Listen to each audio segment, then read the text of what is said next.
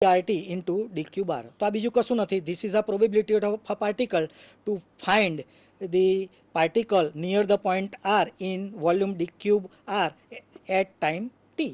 અહીંયા t ટાઈમે આપણે આ કહી શકીએ છીએ. માની લો કે મને ડીક્યુ બાર કદમાં પણ રસ નથી, મને સમગ્ર અવકાશની અંદર કણને હોવાની સંભાવના શોધવી છે.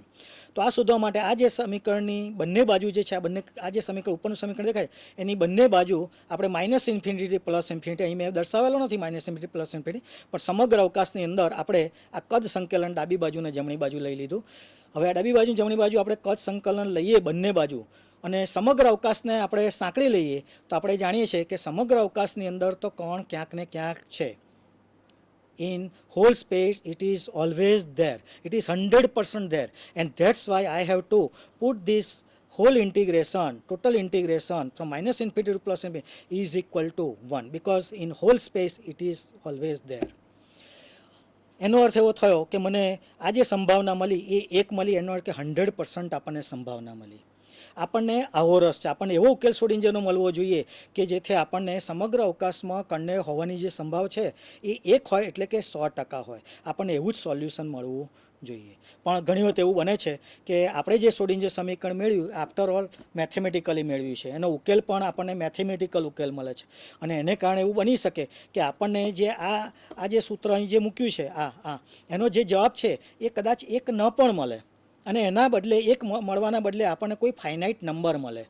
તો ફાઇનાઇટ નંબર મળે તો આપણે આ જે વ્યાખ્યા જે છે અથવા તો આપણે જે સમગ્ર અવકાશમાં કણને શોધવાની જે પ્રોબેબિલિટીની જે સમજૂતી છે એને કદાચ આપણે સુસંગત આપણને ઉકેલ ન પણ મળે. દાખલા તરીકે આપણે વાત કરીએ, આગળ જઈએ તો અહીં આગળ જુઓ તો એ જ સમીકરણ ફરી મળે. અહીંયા જવાબ મને એક નથી મળતો પણ n² મળે છે.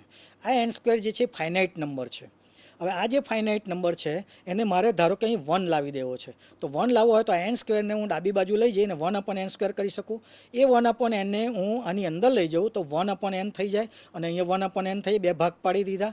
હવે અહીં આગળ તમે જોઈ શકો છો કે જમણી બાજુ 1 આવી ગઈ, પણ એની સામે 1/n psi ડેશ RT અને અહીંયા 1/n psi star dash RT મળ્યું. અને હું એક નવા વિધેય તરીકે વ્યાખ્યાયિત કરું છું, અને એ નવું વિધેય છે હું આ રીતના લખું છું, psi RT is equal two 1/n psi dash RT તરીકે હું લખું તો મારું ઇક્વેશન જે છે આની જગ્યાએ ને આની જગ્યાએ આખાની જગ્યાએ psi આવી જશે. તો જુઓ અહીં આગળ પહેલા પદની અંદર હું અહીં આગળ psi સ્ટાર RT મૂકું છું, બીજા પદની અંદર હું psi RT મૂકું છું, dq bar as it is અને 1. તમે એ જોઈ શકો છો કે અહીંયા psi ડેશની જમણી બાજુ તમને મને નિયત મળે છે, એટલે કે ફાઇનાઇટ મળે છે, 1 નથી મળતી, પણ અહીંયા આગળ મને જે મળે છે એ 1 મળે છે. એનો અર્થ કે મેં અહીંયા ફાઇનાઇટ નંબરથી શરૂ કરી અને ઇક્વેશન એવી રીતના કન્વર્ટ કર્યું, psi ડેશને psiમાં એવી રીતના કન્વર્ટ કર્યો કે જેથી મને n² પરિમિત હતો એ 1 થઈ જાય. ટૂંકમાં મારે જેવું ઇક્વેશન જોઈએ છે, સોડિન્જરના સમીકરણ ઉકેલે એવો વિધેય જોઈએ છે psi, એવા વિધેયમાં મેં આને કન્વર્ટ કર્યું. તો આ આખો પ્રોસિજર છે, એ આખી પ્રક્રિયા છે કે જેને આ n² જેવા પરિમિત અંકને એક જેવા પરિમિત અંકમાં આખા કન્વર્ટ કરવાની જે ઘટના છે, આ પ્રક્રિયા છે, એને નોર્મલાઇઝેશન કહેવામાં આવે છે. આ તમે જોઈ શકો છો કે મેં અહીં બીજું કશું જ નથી કર્યું, અહીંયા નોર્મલાઇઝેશન કર્યું છે આખું. અને અહીંયા આગળ જે 1/n જે છે એને નોર્મલાઇઝેશન કોન્સ્ટન્ટ કહેવામાં આવે છે. આ n² જે છે એને નોર્મ કહેવામાં આવે છે. ફરી એક વખત આ જે ફાઇનાઇટ નંબર હતો એને n² જે હતો એને આપણે નોર્મ કહીશું. અહીંયા જે પરિમિત અંક હતો તે આ જે આખી ઘટના છે n²માંથી 1 સુધી લઈ જવાની આખી જે ક્રિયા છે એને આપણે નોર્મલાઇઝેશન કહીશું, અને 1/n છે એને નોર્મલાઇઝેશન કોન્સ્ટન્ટ કહીશું. વળી અહીંયા તમે જોઈ શકો છો કે સાઈનો નોર્મ, હવે તો આને નોર્મ કહી, હવે આપણે નોર્મથી n² ને નોર્મથી ઓળખીશું. તો અહીંયા નોર્મ મને કેટલો મળ્યો? 1 મળ્યો. તો જે તરંગ વિધેયનો નોર્મ 1 હોય તેવા તરંગ વિધેયને નોર્મલાઇઝ તરંગ વિધેય કહેવામાં આવે છે. તો આ જે તરંગ વિધેય મને જે નવું મળ્યું, psi ડેશ નહીં પણ જે psi નોર્મ જે મને તરંગ વિધેય જે નવું મળ્યું, જેને કશું જ નથી કર્યું, psi ડેશને મેં 1/n વડે મલ્ટીપ્લાય કર્યા છે અને મને નવું તરંગ વિધેય મળ્યું છે. જે તરંગ વિધેયને નોર્મલાઇઝ તરંગ વિધેય કહેવામાં આવે છે, અને જે આ n² વાળું જે તરંગ વિધેય છે psi ડેશ છે એનું નોર્મલાઇઝેશન શક્ય નથી બન્યું, માટે એને નોર્મલાઇઝેબલ તરંગ વિધેય કહેવામાં આવે છે. તો આ n² થી 1 સુધી લઈ ગયો તો આ જે psi ડેશ જે છે એ મારું નોર્મલાઇઝેબલ તરંગ વિધેય કહેવાય, અને એક મળ્યું psi એ નોર્મલાઇઝ તરંગ વિધેય કહેવાય. હવે ઘણી વખત એવું પણ બને છે કે મારી જે કન્ડિશન જે છે એન સ્ક્વેર તમે જોઈ શકે કે આપણે જે આ જે છે એનો નોર્મ મને ફાઇનાઇટ મળવો જોઈએ. હવે આ ફાઇનાઇટ ક્યારે મળે એ આપણે બાઉન્ડ્રી કન્ડિશનથી આપણે જોઈશું. તો આપણે જોઈ ગયા કે અહીંયા આપણે આ જે ભાગ છે એમાં જમણી બાજુ મને ફાઇનાઇટ નંબર એન સ્ક્વેર મળ્યો હતો. હવે આ એન સ્ક્વેર ક્યારે મળે? તો આ એન સ્ક્વેર શું છે? ખરેખર મોડ્યુલસ સાઈ આર ટી સ્ક્વેરનું અવકાશીય સંકલન છે.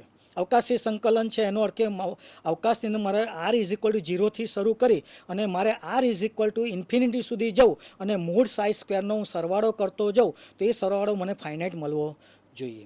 પણ વાસ્તવની અંદર જો હું આવો સરવાળો કરતો જાઉં અને મૂળ સાઈ R1 આગળ શોધું, મૂળ સાઈ R2 આગળ શોધું, મૂળ સાઈ R3 આગળ શોધું અને એમ કરતાં હું ઇન્ફાઇનાઇટ સુધી જાઉં અને આ સરવાળો કરો અને સરવાળો જો વધતો જ જાય એનો અર્થ કે મૂળ સાઈ સ્ક્વેરનું મૂલ્ય જો વધતું જ જાય તો આ એન સ્ક્વેર જે છે એ મને ફાઇનાઇટ મળે નહીં.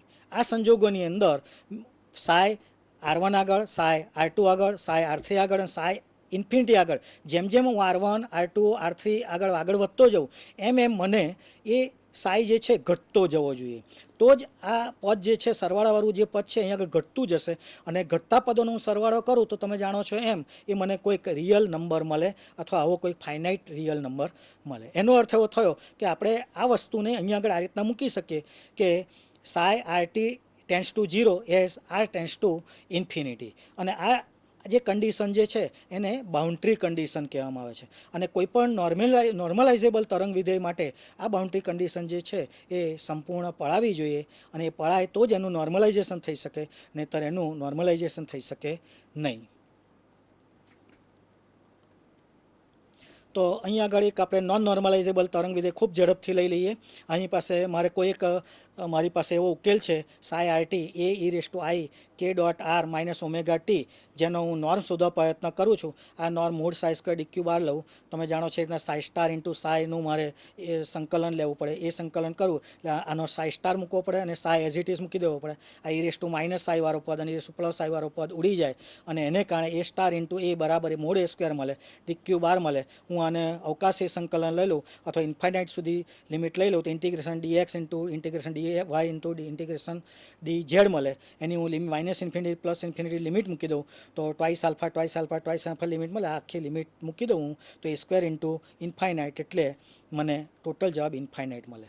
અને આવા તરંગ વિધેય સાઈનું હું નોર્મલાઇઝેશન કરી શકું નહીં. તો આવું જે તરંગ વિધેય છે જેનો નોર્મ ઇન્ફાઇનાઇટ મળે છે એને નોન નોર્મલાઇઝેબલ તરંગ વિધેય કહેવામાં આવે છે. અને આ નોર્મલાઇઝેબલ તરંગ વિધેયનું એ બોક્સ નોર્મલાઇઝેશનથી જ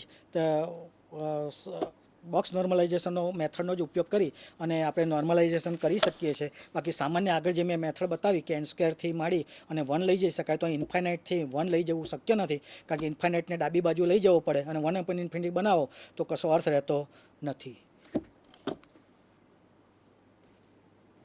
જવા દો.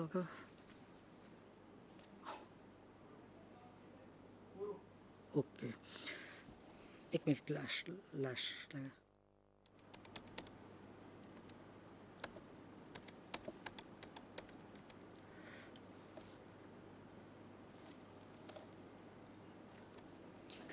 Thank you very much. અહીંયા મારું જે લેક્ચર છે પૂરું કરીશું. ક્યારેક આપણે બોક્સ નોર્મલાઇઝેશનથી આપણે આગળ વધી અને આગળ લેવા પ્રયત્ન કરીશું. સર્વેનો હું આભાર માનું છું, બાયસેક ટીમ અને સર્વે આર કે શાહ સાહેબ, હિરેનભાઈ, અમારા કોલેજના ઓજી મોમિન સાહેબ તથા અહીંયા જે ટેકનિકલ સ્ટાફ જે છે તથા શ્રી ડાયરેક્ટર જે છે શ્રી કમલભાઈનો હું અહીંયા આભાર માની મારી લેક્ચરની અહીં આગળ પૂર્ણાહુતિ કરું છું. Thank you very much once again.